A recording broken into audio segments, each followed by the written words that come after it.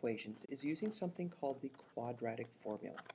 Now, before we get into looking too much at the formula, I want to make sure that you have a couple of extra things in your notes.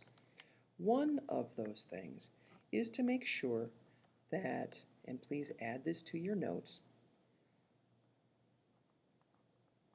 must equal 0, which means, just like with the factoring method, that if everything is not on the same side of the equation, you need to use addition or subtraction first to get everything on the same side of the equation. And then this is the quadratic formula that we're going to be using. One thing to add to this. This means the opposite of b. Do not read that as negative b, because if you do, you're going to be tempted to always write a negative number there. But if b is already negative, then the opposite of b means that you're going to be writing a positive number here instead. And then out to the side, when it is in this form, a is the coefficient of x.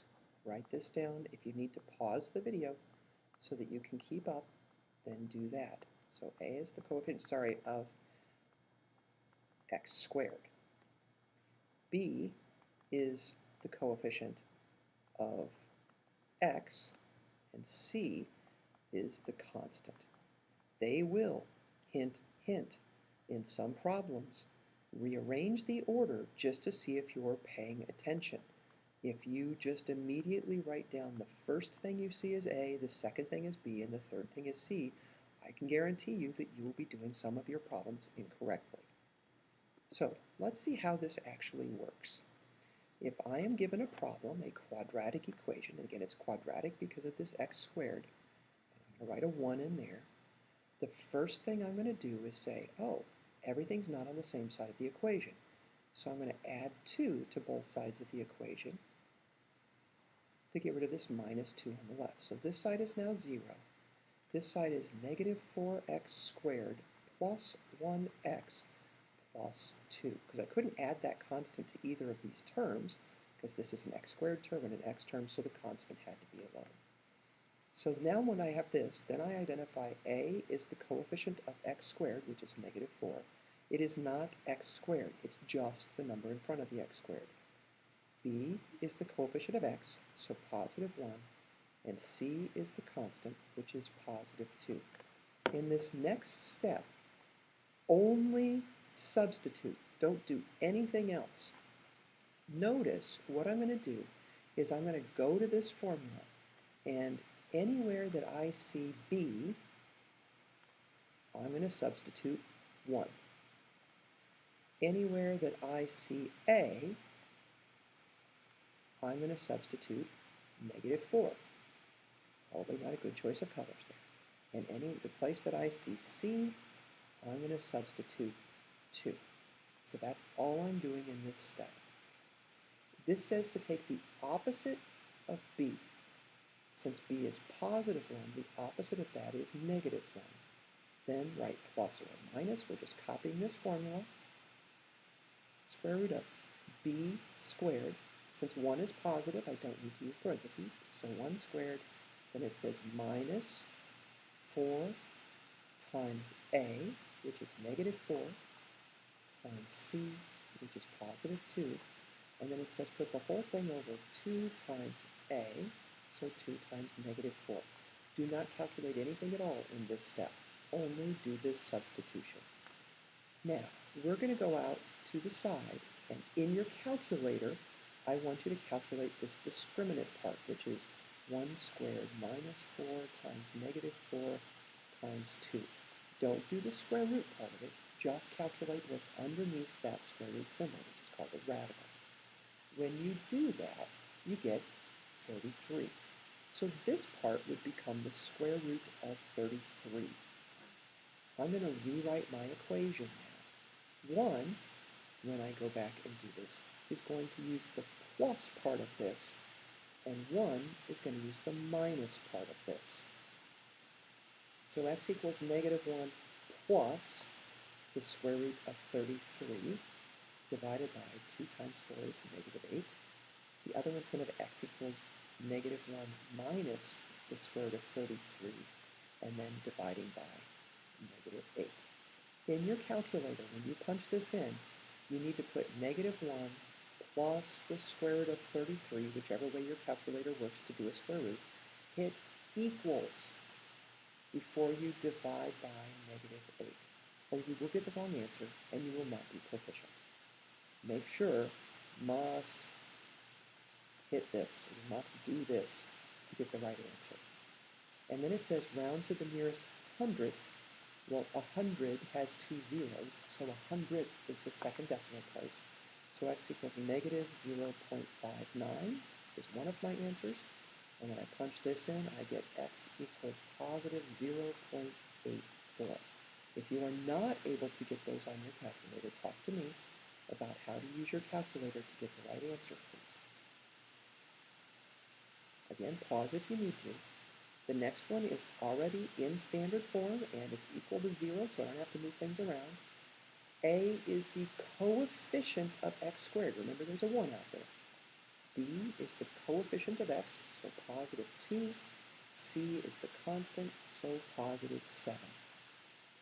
But going to my quadratic formula, x equals, it says take the opposite of b. So the opposite of +2 is -2.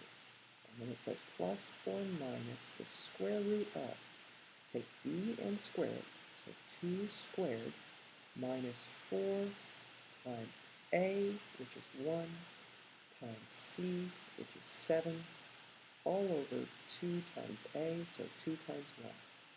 Calculating the discriminant, which is, again, not doing the square root part of it, just taking 2 squared minus 4 times 1 times 7, I get -24.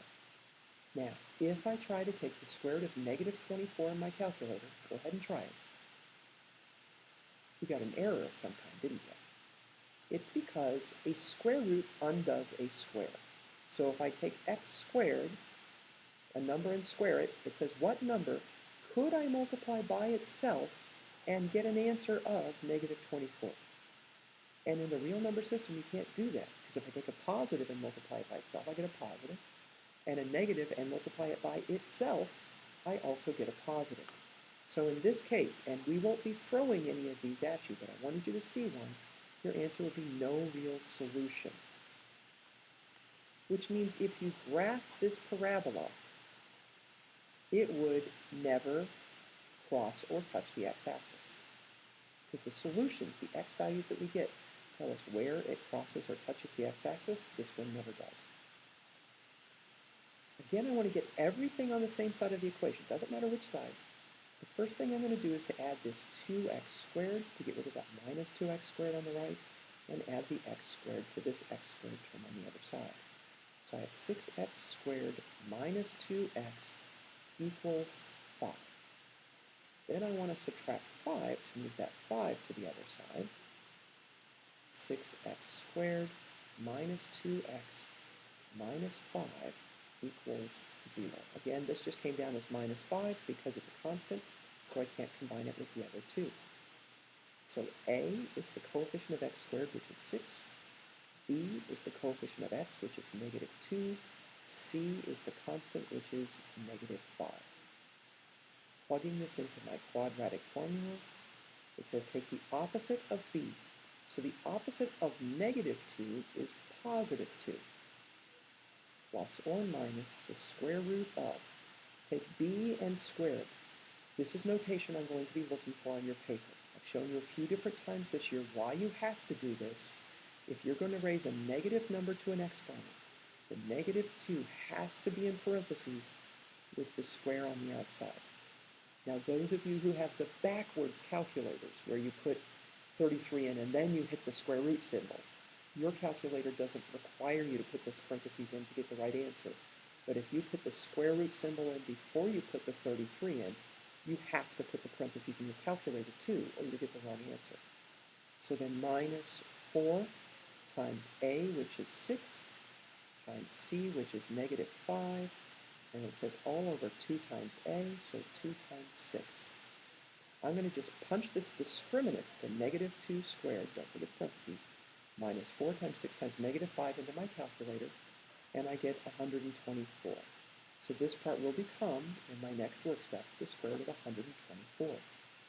So x equals 2, and here's where I'm going to use the plus, so negative 2 plus the square root of 124, and then divide it by 2 times 6 is 12. My other one is going to be x equals 2, sorry, and then I'm going to do minus, on this one, the square root of 124, and then divide it by 12. Don't forget, put 2 plus the square root of 124 equals, and then divided by 12 equals. So x equals 1.09, sorry, that's not, having some problems with the pen, and x equals, this one is negative 0.76. Now, one thing to note, put this down at the bottom of your notes, if you had a problem that simplified to something like 2 plus the square root of 2 plus the square root of 36 over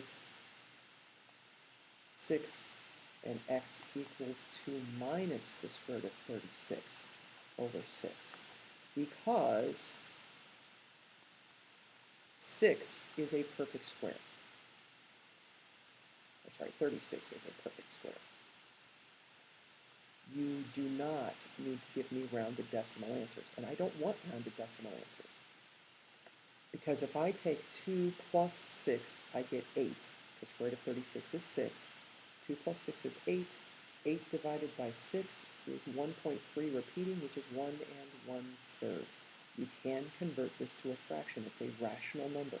If this is a perfect square, give me a fraction or a non-rounded decimal for your answer.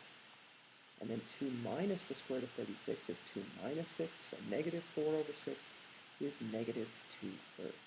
So when it says give me a rounded decimal answer, where necessary, if this is a perfect square, it is not necessary to give me rounded decimals, so give me reduced fractions instead.